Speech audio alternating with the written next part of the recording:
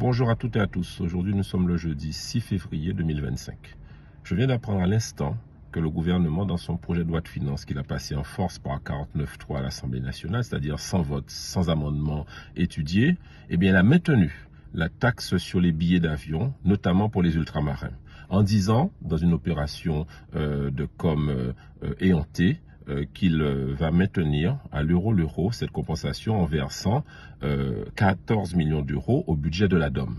Ça ne va pas du tout, nous. Pourquoi?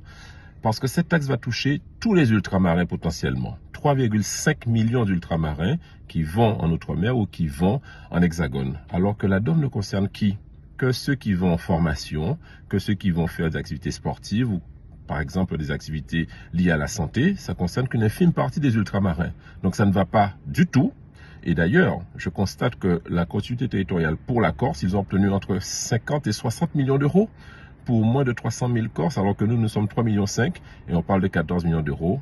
Ils nous prennent pour ce que nous ne sommes pas. Je considère que ce gouvernement, que nous n'avons pas censuré là parce qu'il fallait un budget pour la France, file un mauvais coton et que, je rappelle, que le groupe Lyot, plus la France Insoumise, plus les écologistes, plus le Rassemblement national, ça fait une majorité pour la censure. Et donc nous considérons qu'aujourd'hui que ce gouvernement risque dans les semaines à venir, puisqu'il ne tient pas ses engagements qu'il prend, notamment les ultramarins pour ceux que nous ne sommes pas, ne devra pas rester aux responsabilités.